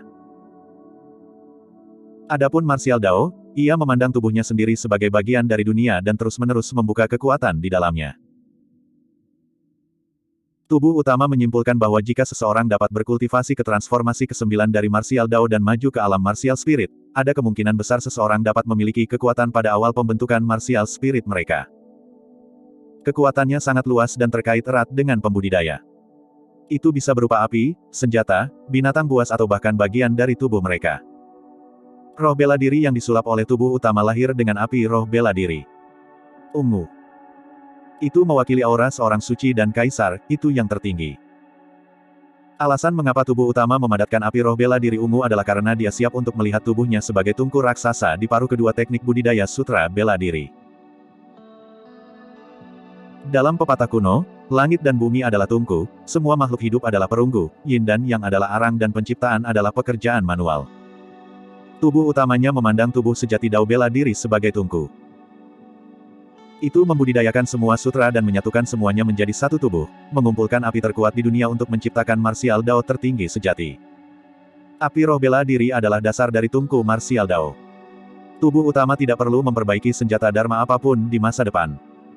Sebagai tungku martial Dao, tubuh fisiknya adalah senjata dharmanya. Astaga! Ketika api roh bela diri terbentuk, itu sudah mulai membakar tubuh sejati Dao bela diri. Pada saat yang sama, api roh bela diri mulai melebur semua teknik kultivasi dan keterampilan rahasia yang telah ditelusuri Suzimo selama bertahun-tahun. Baik itu teknik budidaya abadi, Buddha, Iblis atau bahkan Iblis, semuanya dilebur oleh api roh bela diri. Teknik budidaya biara daming dan biara fahua. Panduan Void Thunder. Manual menenangkan laut dan manual pasang surut. Klasik mistik dari 12 Raja Iblis dari Gurun Besar. Warisan 30 aneh di kuburan patung batu. Teknik kultivasi tanpa akhir semuanya terkandung oleh Tungku Martial Dao saat ia marah, disimpulkan dan dipahami terus-menerus, menanamkan semua ketidakjelasan dan esensi dari teknik kultivasi tersebut ke dalam tubuh sejati Dao bela diri. Hal yang menakutkan tentang Martial Dao Furnace adalah tidak ada batasan untuk itu. Selama tubuh utama memperoleh teknik kultivasi yang cukup, dia bisa menggabungkannya ke dalam Martial Dao Furnace dan memperbaikinya menjadi kekuatan yang bisa dia kendalikan. Dengan kata lain, kekuatan tubuh utama akan meningkat dengan setiap skill rahasia yang dilebur. Selanjutnya, di bawah penyempurnaan terus-menerus dari api roh bela diri, tubuh sejati bela diri Dao-nya akan menjadi lebih kuat, lebih menakutkan, dan tak terbatas. Apa yang lebih menakutkan adalah bahwa tubuh utama hanya mengendalikan satu api roh bela diri sekarang. Saat penguasaan apinya meningkat, kekuatan Martial Dao Furnace akan meningkat secara alami juga. Tentu saja, tidak semua api memenuhi syarat untuk digunakan untuk membakar tungku Martial Dao. Untuk melebur 100 sutra dan membakar tungku Martial Dao untuk menempa tubuh sejati Dao bela diri, seseorang harus menjadi nyala api terkuat di dunia. Api roh bela diri hanyalah yang pertama. Sekarang setelah jalur kultivasi ditentukan, tubuh utama menghela nafas lega dan terus berkultivasi. Tungku Martial Dao baru saja dibentuk dan rapuh dan lemah. Dibutuhkan waktu yang lama untuk mencium sutra dan seni dharma. Pada saat yang sama, tubuh sejati teratai hijau telah bergegas kembali ke wilayah utara dari benua tengah. Su Zimo akhirnya lega saat merasakan kondisi tubuh primanya. Pada saat itu, Su Zimo telah mengkonsumsi Great Essence Creation Elixir dan ranah kultivasinya telah naik ke ranah karakteristik Dharma tahap akhir. Dengan kembalinya dia ke wilayah utara kali ini, dia siap untuk memasuki pengasingan di puncak etiril. Meskipun perjalanan ke benua tengah ini singkat, dia telah memperoleh cukup banyak dari pertempuran berturut-turut. Dia siap untuk menerobos ke alam karakteristik Dharma yang disempurnakan sesegera mungkin dengan pengasingan ini. Saat ini, 3 karakteristik Dharma langit dan bumi miliknya telah tumbuh hingga ketinggian 89 kaki. Dia hanya selangkah lagi dari karakteristik Dharma tertinggi juga. Tentu saja, terobosan ke alam karakteristik Dharma yang disempurnakan hanyalah salah satu motifnya untuk pengasingannya kali ini. Su Zimo punya pertanyaan lain. Apakah karakteristik Dharma tertinggi 90 kaki benar-benar batasnya? Bab 1287, Kematian Seorang Patriark. Dunia kultivasi tidak sepenuhnya damai selama periode waktu ini. Kuil kuno Grand Primordium di benua tengah serta kematian hujan awan Dewa Dao dan sosok perkasa tubuh bersama dari Sekte Pedang menyebabkan kegemparan. Setelah pedang abadi kembali ke Sekte Pedang, dia merilis berita bahwa Dao Lord Cloud Rain meninggal di tangan Desolate Martial. Secara alami hanya ada manfaat untuk pedang abadi jika dia bisa menabur dendam antara Sword Sect dan Desolate Martial. Berita ini menyebabkan kegemparan di dunia kultivasi. Murid tituler lain telah mati di tangan Desolate Martial. Tak lama, lebih banyak berita tentang Dao Lord Desolate Martial menyebar. Bukan lagi rahasia bahwa Desolate Martial telah membentuk 3 karakteristik Dharma langit dan bumi. Su Zimo tidak mengambil hati berita itu. Setelah kembali ke puncak etiril, ia memasuki periode kultivasi pengasingan yang panjang. Kultivasi tidak ada habisnya dan dalam sekejap mata, 97 tahun telah berlalu. Hari ini, sebuah ledakan memekakan telinga terdengar dari salah satu gua tempat tinggal Ethereal Peak. Ledakan. Aura menakutkan meledak dan puncak Ethereal bergetar terus-menerus saat batu yang tak terhitung jumlahnya berguling ke bawah. Bahkan para pembudidaya di pengasingan khawatir dan keluar satu demi satu. Ini Tuan Muda. Berdiri di udara, Nianqi melihat ke gua tempat tinggal. Tak lama, langit Ethereal Peak dipenuhi dengan orang-orang yang padat. Ada orang-orang dari pendirian yayasan hingga alam karakteristik Dharma. Bisakah Penatua Desolate Martial menerobos lagi? Sudah berapa tahun, bakat Penatua Desolate Martial terlalu menakutkan. Saya telah terjebak di alam karakteristik Dharma tahap akhir selama 1000 tahun tetapi saya belum membaik sama sekali. Bagaimana kamu bisa dibandingkan dengan Penatua Desolate Martial? Di puncak etiril, Su Zimo telah lama ditunjuk sebagai penatua oleh Bangau Tua yang abadi. Sebagian besar pembudidaya yang bergabung dengan puncak etiril datang karena mereka telah mendengar banyak legenda Dao Lord Desolate Martial. Selanjutnya, Su Zimo pernah menyebarkan setengah dari sutra bela diri ke seluruh dunia. Desolate Martial adalah karakter yang paling dihormati di antara semua orang yang mengolah Martial Dao. Itu adalah Desolate Martial yang memberi mereka, manusia tanpa akar roh, kesempatan untuk membebaskan diri dari belenggu takdir. Mereka tidak bisa lagi diancam oleh iblis-iblis atau diinjak-injak oleh para pembudidaya. Getaran berlangsung lama sebelum mereda. Sesaat kemudian, sesosok muncul di pintu masuk gua tempat tinggal. Jubah hijau dan rambut hitam.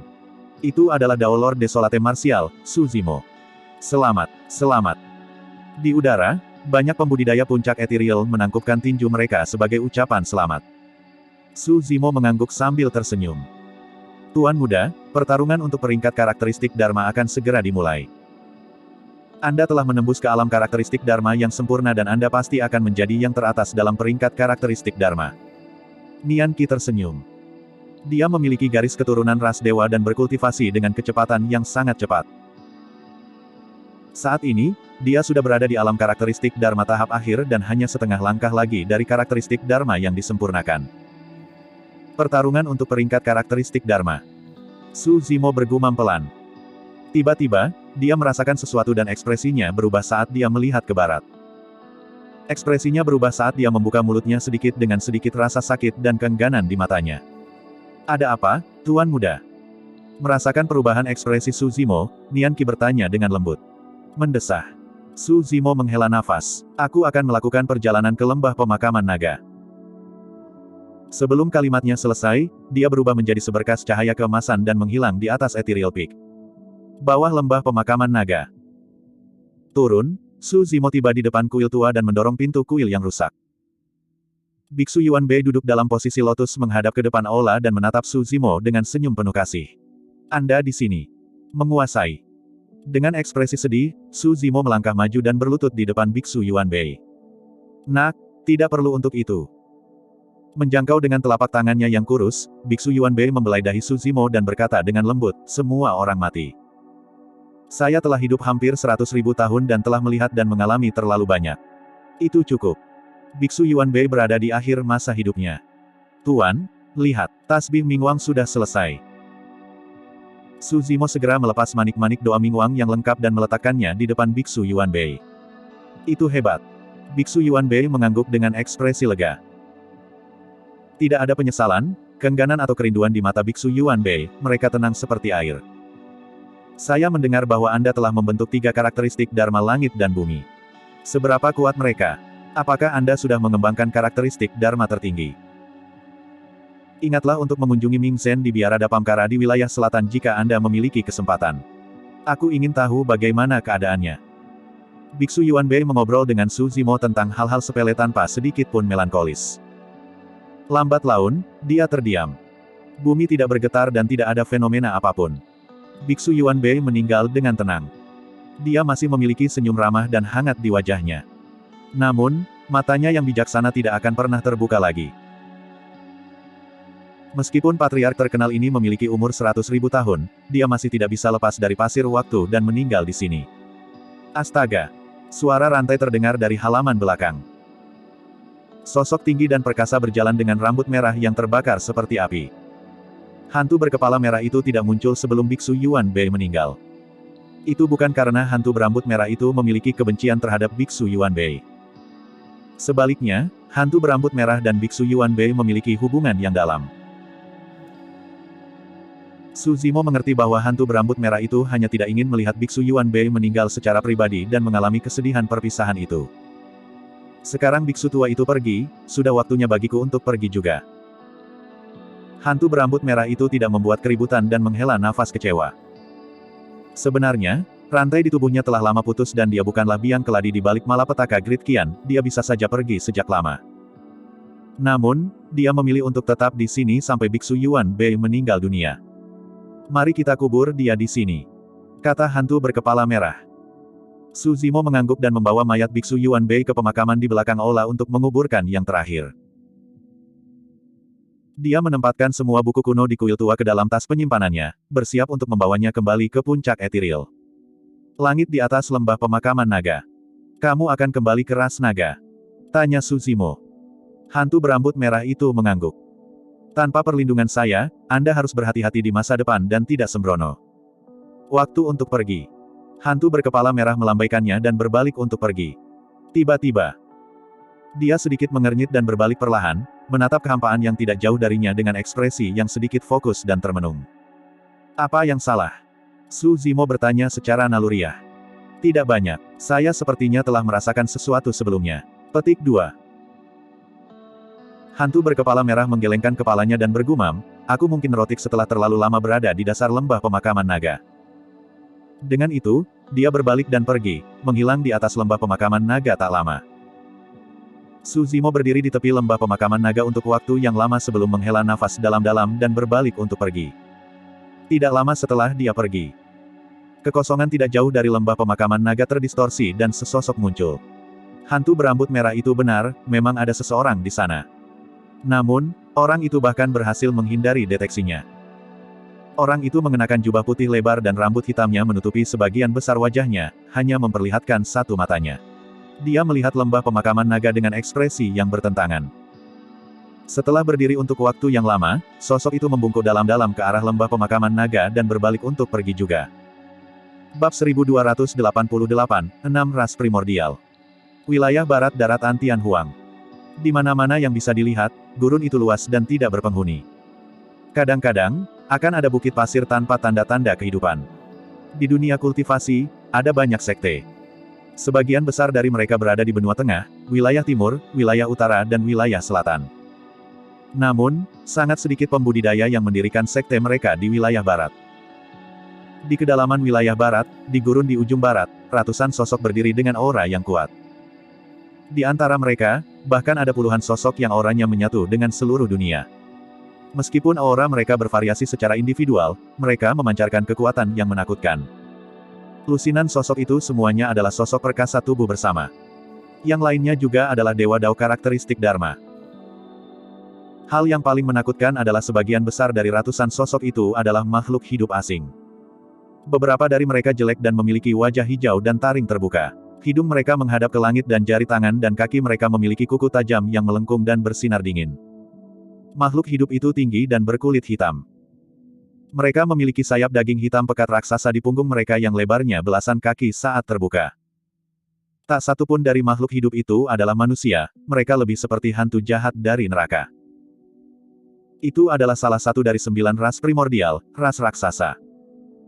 Ini adalah ras yang bahkan lebih menakutkan daripada hantu jahat neraka. Meskipun beberapa dari mereka dalam bentuk manusia, mereka mengenakan jubah hijau dan memiliki mata hijau yang mengerikan. Mereka memancarkan aura jahat yang terlihat sangat menakutkan. Salah satu dari 9 ras primordial, ras penyihir. Beberapa dari mereka bukan manusia atau iblis dan tampak seperti tanaman yang berakar di kedalaman gurun, melambaikan puluhan tanaman merambat merah. Setiap pohon anggur memiliki labu berwarna darah. Hal yang paling menakutkan adalah bahwa di bagian atas tanaman merambat adalah wajah manusia. Itu tidak memiliki mata dan hidung, hanya mulut raksasa dengan taring tajam yang terjalin satu sama lain dan bersinar dengan kilatan dingin. Setiap makhluk hidup yang dimakan akan dicincang seketika. Itu adalah salah satu dari 9 ras primordial, ras anggur darah. Ada orang lain yang menyerupai burung gagak. Namun, mereka sangat besar dengan bulu emas yang terbakar dengan api berwarna sama dan 3 kaki di bawahnya. Kekosongan di sekitar mereka terdistorsi karena panas. Salah satu dari 9 ras primordial, ras gagak emas.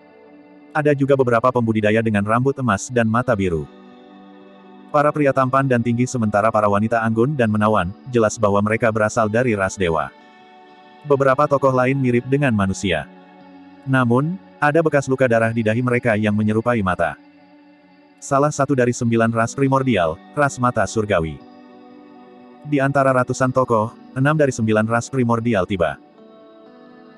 Penyihir, raksasa, dewa, gagak emas, anggur darah dan ras mata surgawi. Sejak perang kuno, 9 ras primordial tinggal di sudut dan jarang menginjakkan kaki di daratan Tianhuang, mereka tidak pernah membuat langkah sebesar itu. Sekarang, 6 dari mereka semua telah muncul dan yang terlemah adalah karakteristik Dharma dengan puluhan sosok perkasa tubuh bersama di antara mereka. 6 ras telah mengaktifkan formasi sebesar itu hanya untuk makhluk hidup yang menakutkan tergeletak di tanah tidak jauh. Makhluk hidup itu tingginya 100 kaki dan hitam pekat dengan sisik di sekujur tubuhnya. Namun, ekornya berwarna ungu dan tulang ekornya tajam, seolah-olah bisa menembus segalanya. Jika Suzimo ada di sini, dia pasti akan mengenali bahwa ini adalah roh malam dalam wujud aslinya. Pada saat itu, aura Night Spirit lemah dan dia dipenuhi dengan luka di sekujur tubuhnya. Dia sudah tidak sadarkan diri dan api ungu di bawah kakinya sudah padam.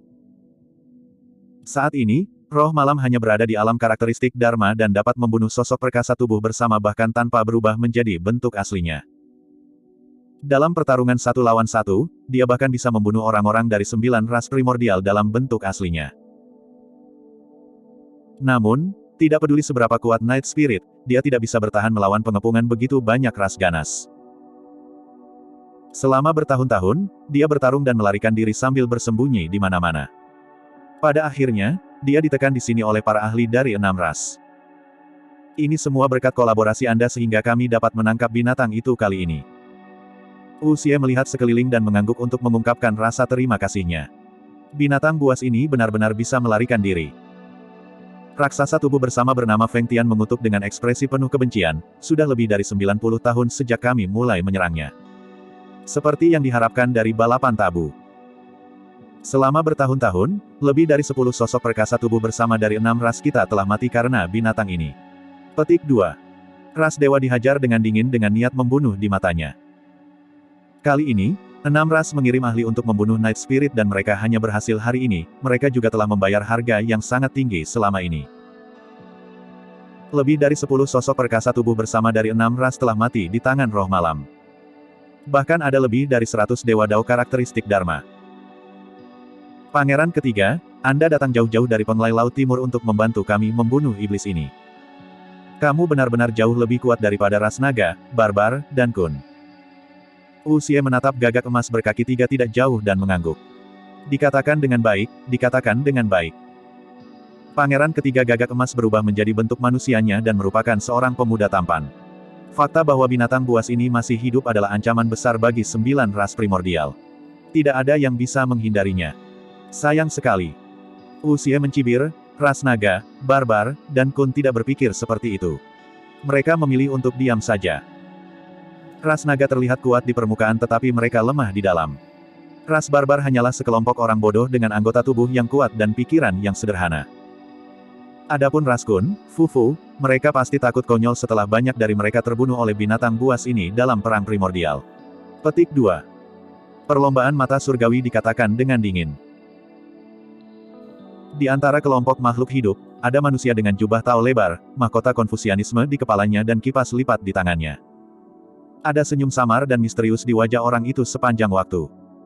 Bahkan ketika dia berdiri bersama dengan para ahli dari 9 ras primordial, auranya tidak kalah. Dia adalah rahasia surgawi dari Istana Enigma. Setelah berbasa-basi dengan pangeran ketiga gagak emas dan yang lainnya, Wu Xie berbalik dan mengangguk pada rahasia surgawi. Tentu saja, itu semua berkat ramalan rahasia surgawi bahwa kita dapat menahan binatang ini di sini.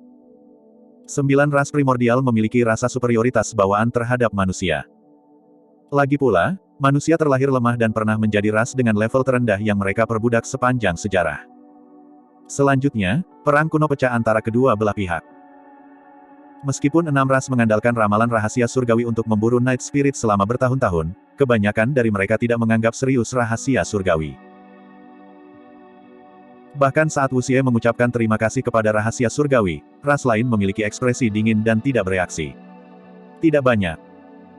Rahasia surgawi berkata dengan acuh tak acuh, binatang buas ini tajam dan waspada. Saya mengambil taruhan pada akhirnya juga, menebak bahwa ada kemungkinan besar itu akan melarikan diri ke arah itu. Rahasia surgawi menunjuk ke barat. Itu adalah Extreme West. Dari jauh, orang bisa melihat barisan pegunungan yang menjulang ke awan. Jika seseorang memfokuskan pandangan mereka, mereka akan samar-samar melihat bahwa pegunungan dipenuhi dengan mayat yang tak ada habisnya. Beberapa mayat tidak busuk dan mempertahankan bentuk aslinya. Tubuh mereka panjang dan panjangnya lebih dari 10.000 kaki. Berbaring di pegunungan, mereka tampak seperti naga yang berjongkok. Tepatnya, itu adalah kerangka naga. Kerangka naga yang panjangnya lebih dari 10.000 kaki. Naga karakteristik Dharma hanya setinggi puluhan kaki. Bagaimana dengan kerangka naga yang panjangnya 10.000 kaki? Bab 1289, Skema. Beberapa mayat berbentuk burung dengan sayap yang panjangnya lebih dari 1000 kaki. Ada 3 kaki di bawah mereka yang berwarna emas. Wajah pangeran ketiga gagak emas menjadi lebih pucat ketika dia melihat mayat-mayat itu. Di pegunungan tak berujung, ada segala macam mayat. Terlepas dari 9 ras primordial, ada makhluk hidup tak dikenal yang tak terhitung jumlahnya. Aura jahat yang deras terpancar dari sisi itu dan seseorang akan gelisah dengan sekali pandang. Para ahli dari 6 ras itu sombong. Namun, aura mereka melemah ketika mereka melihat ke arah itu saat mereka mengalihkan pandangan mereka dengan ekspresi ketakutan. Ada 9 tempat terlarang di daratan Tianhuang yang tidak berani diinjak manusia. Namun, pegunungan tak berujung di kejauhan adalah tanah terlarang dari 9 ras primordial. Barat ekstrim, reruntuhan Kunlun. Ras dewa bernama Hanling berkomentar dengan rasa takut yang tersisa, beruntung kita menghentikan binatang itu terlebih dahulu. Jika dia melarikan diri ke sana, kita mungkin tidak akan bisa menangkapnya. Ekspresi Wu Xie sangat buruk dan dia mendesak, ayo pergi. Lebih baik bagi kita untuk meninggalkan tempat ini sesegera mungkin. Petik 2. Meskipun masih ada jalan panjang sebelum mereka tiba di reruntuhan Kunlun, 6 balapan sudah merasa tidak nyaman. Bagaimana kita harus menghadapi binatang buas ini? Haruskah kita membunuhnya secara langsung? Petik 2. Raksasa, Feng Tian, mengungkapkan taringnya yang haus darah dan berkata dengan membunuh. Ras mata surgawi mengangguk. Saya pikir itu baik-baik saja. Membunuhnya akan menghilangkan semua masalah di masa depan agar tidak terjadi sesuatu yang tidak terduga. Petik 2. Tidak, kami tidak bisa. Anggur darah di tanah berubah menjadi manusia dan menggelengkan kepalanya dengan tegas. Darah binatang ini mengandung kekuatan yang sangat besar. Jika kita membunuhnya, darahnya akan menjadi basi dan kekuatan di dalamnya akan melemah terlalu banyak. Betul sekali. Dewa Hanling mengangguk. Binatang buas ini dipenuhi dengan harta dari ujung kepala sampai ujung kaki. Agak terburu-buru membunuhnya begitu saja. Tidak mungkin dia bisa membebaskan diri setelah aku menjebaknya dengan kunci Dewa Surgawi ras dewa. Pada saat itu, kita akan menangkapnya kembali hidup-hidup dan mendiskusikan bagaimana kita harus menghadapinya. Tentu. Mata Wu Xie berkedip saat dia mengangguk setuju. Setiap benda di tubuh Night Spirit, baik itu sisik, taring, cakar, atau darah, adalah harta paling berharga di alam semesta. Keenam ras memiliki agenda mereka sendiri dan secara alami tidak akan membiarkan satu ras memiliki semuanya. Dewa Hanling menamparkan tas penyimpanannya dan menarik rantai emas berkilauan. Ada 5 lingkaran besi berlian di rantai dan paku tajam tertanam di lingkaran bagian dalam lingkaran itu. Ada kait terbalik yang terjalin sangat tajam. Murid Wu Xie dan yang lainnya sedikit mengerut ketika mereka melihat kunci Dewa Surgawi. Kunci Dewa Surgawi adalah senjata paling terkenal dari ras dewa dan bahkan 9 ras primordial tidak akan bisa membebaskan diri darinya. Paku pada lingkaran besi kunci Dewa Surgawi bisa menembus daging dengan mudah dan tertanam dalam-dalam. Selanjutnya, paku itu berlubang dan bisa menyedot darah terus-menerus, menyebabkan makhluk hidup yang terperangkap oleh kunci Dewa Surgawi tidak pernah memulihkan ki darah mereka. Saat ki darah seseorang pulih, itu akan tersedot oleh paku di lingkaran besi. Dewa Hanling melemparkan kunci Dewa Surgawi di tangannya ke arah roh malam. Guyuran. Kunci Dewa Surgawi turun dan melingkari roh malam secara instan. Kekuatan dewa yang sangat besar menambah dan membatasi tubuh Night Spirit saat bentuk aslinya menghilang dan mengambil bentuk manusia. Jepret, jepret. 5 lingkaran besi mengunci lengan, kaki, dan leher Night Spirit secara instan, menusuk jauh ke dalam dagingnya. Night Spirit mendengus dan mengerutkan kening dengan ekspresi sedih. Hahaha. Raksasa Feng Tian bersemangat dan tertawa terbahak-bahak. Binatang kecil, mari kita lihat bagaimana kamu bisa mempertahankan keangkuhanmu. Mari kita lihat bagaimana kamu bisa melarikan diri sekarang. Petik 2. Saat itu, ekspresi rahasia surgawi berubah ketika dia melihat roh malam dalam bentuk manusia dan dia bergumam pelan, ini dia. Mengapa? Anda pernah melihatnya sebelumnya? Melihat perubahan ekspresi rahasia surgawi, Wu Xie berbalik dan bertanya. Rahasia surgawi mengangguk. Namanya Night Spirit dan dia telah muncul berkali-kali di dunia kultivasi dengan kekuatan tempur yang menakutkan. Namun, dia tidak pernah mengungkapkan wujud aslinya. Dia bahkan memiliki teman dada dan dunia kultivasi pernah berpikir bahwa dia adalah binatang roh yang terakhir. Petik 2. Itu tidak mungkin. Ras mata surgawi menggelengkan kepalanya. Siapa yang bisa menaklukkan ras tabu? Rahasia surgawi memandang semua orang dari ras raksasa dan dewa dan tersenyum misterius. Kembali di medan perang kuno menengah, dia bahkan bergabung dengan pria itu dan mengubur kedua rasmu di Myriad Phenomenon City. Ekspresi raksasa Feng Tian berubah saat dia menggonggong dengan dingin, itu pria itu. Siapa namanya lagi? Dao Lord Desolate Martial.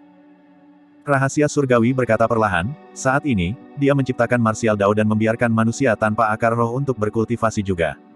Kekuatan tempurnya menakutkan dan dia membunuh banyak murid tituler Sekte Super dan memadatkan 3 karakteristik Dharma Langit dan Bumi. Dia sangat terkenal. 3 karakteristik Dharma Langit dan Bumi.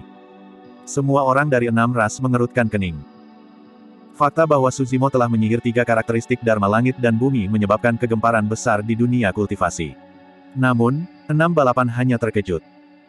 Misalnya, Wu Xie, Dewa Hanling dan Raksasa Feng Tian semuanya adalah tokoh perkasa tubuh bersama.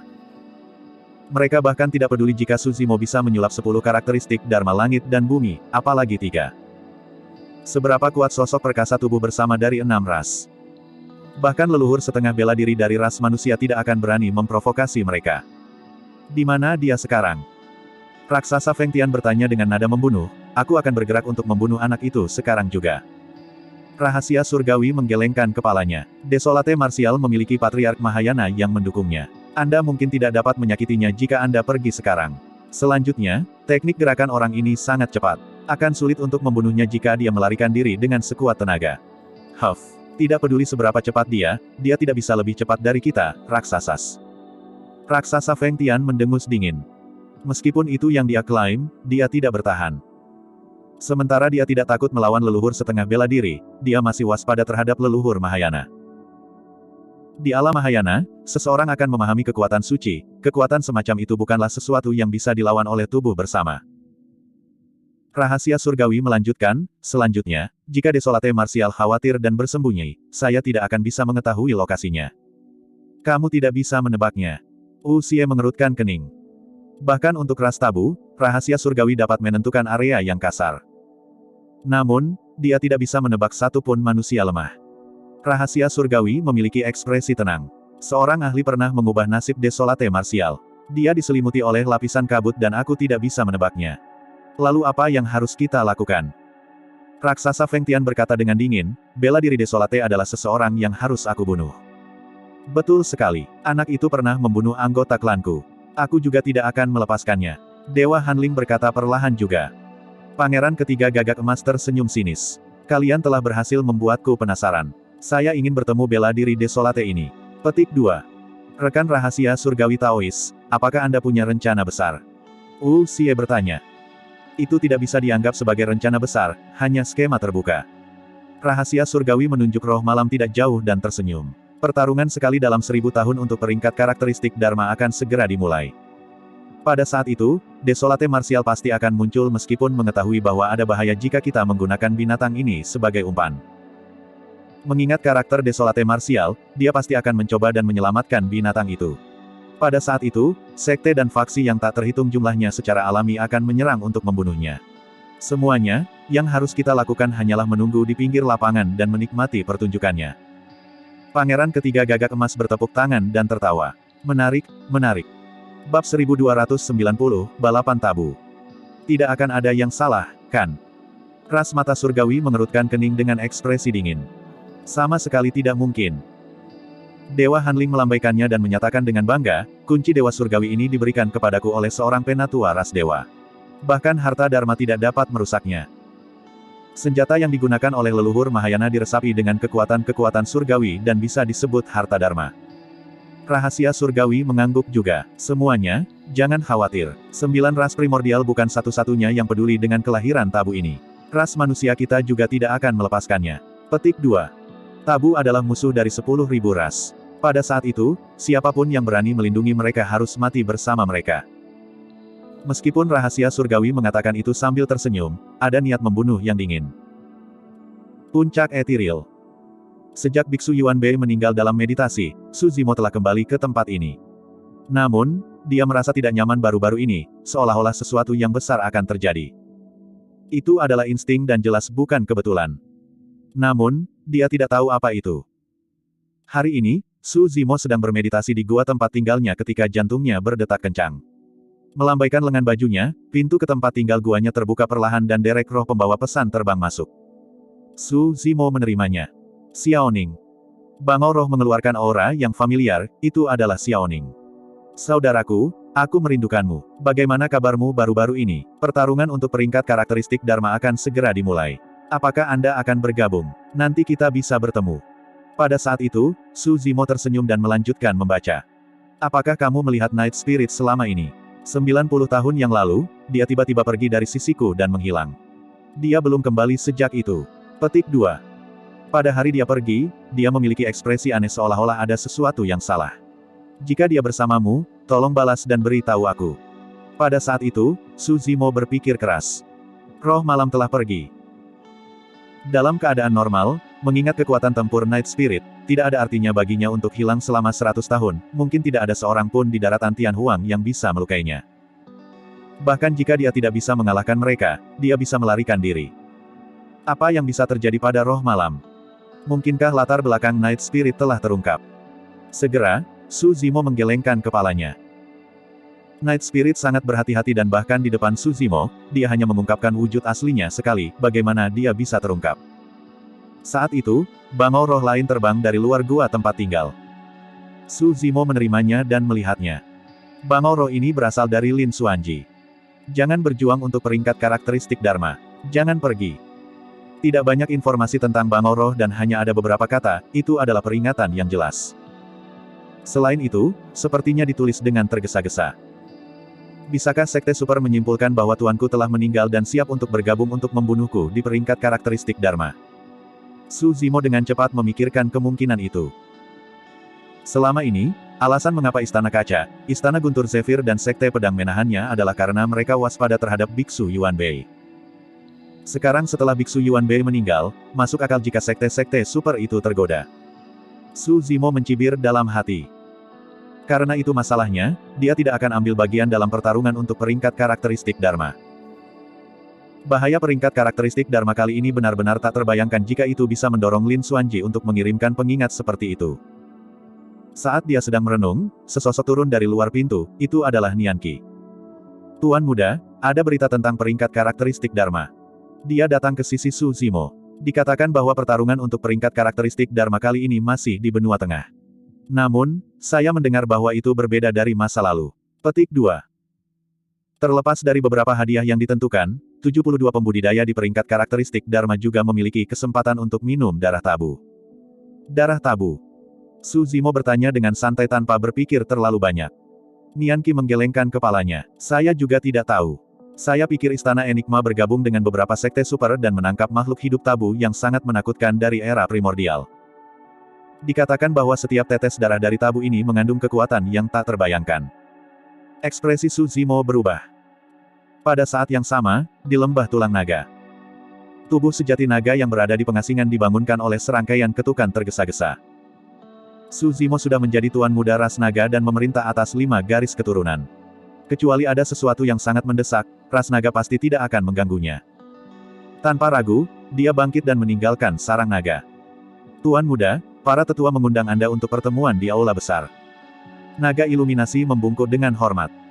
Su Zimo mengangguk dan melompat menuju aula besar di wilayah tengah. Dalam beberapa tahun terakhir dari kultivasi pengasingan, tubuh sejati naganya berkultivasi dengan kecepatan yang sangat cepat dengan bantuan 3 kekuatan surgawi bawaan dan sudah berada di alam karakteristik Dharma yang disempurnakan.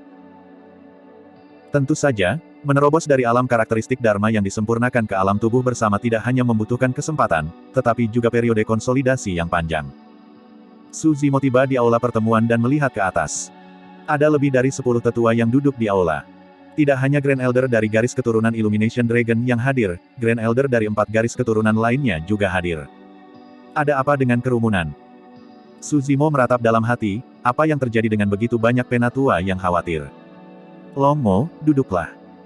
Penatua Agung Naga Penerangan melambaikan tangannya, memberi isyarat agar Su Zimo duduk untuk rapat. Sebagai Tuan Muda Ras Naga, statusnya setara dengan para tetua yang hadir dan bahkan di atas beberapa tetua naga biasa. Alasan kami memanggilmu ke sini hari ini adalah untuk memberi tahumu tentang sesuatu. Grand Elder Illumination Dragon berkata, sebuah tabu dari era primordial memiliki garis keturunan yang tersisa yang masih hidup. Selanjutnya, itu ditangkap hidup-hidup oleh 6 dari 9 ras primordial. Petik 2. Ketika dia mendengar itu, jantung Su Zimo berdetak kencang. Hal pertama yang terlintas dalam pikiran adalah Night Spirit. Namun, dia mempertahankan ketenangannya dan mengambil napas dalam-dalam. Grand Elder, tolong jelaskan apa itu tabu. Grand Elder Illumination Dragon mengenang dan berkata perlahan, di era primordial, 10.000 ras memerintah dan hierarkinya ketat. Itu bahkan lebih kejam dari sekarang. 9 ras primordial kami memerintah atas daratan Tianhuang di era primordial. Namun, ada jenis makhluk hidup lain di atas kita. Ras tabu. Cukup benar. Garis keturunan Night Spirit memang lebih kuat dan lebih menakutkan daripada Primordial Nine Ratches. Tidak heran mengapa roh malam berani memakan telur naga saat dia memasuki lembah tulang naga dan tidak ragu sama sekali. Grand Elder Illumination Dragon melanjutkan, ras tabu sangat istimewa dan kemungkinan mereka dilahirkan sangat rendah. Garis keturunan mereka jarang dan hanya ada 1 atau 2 di setiap generasi.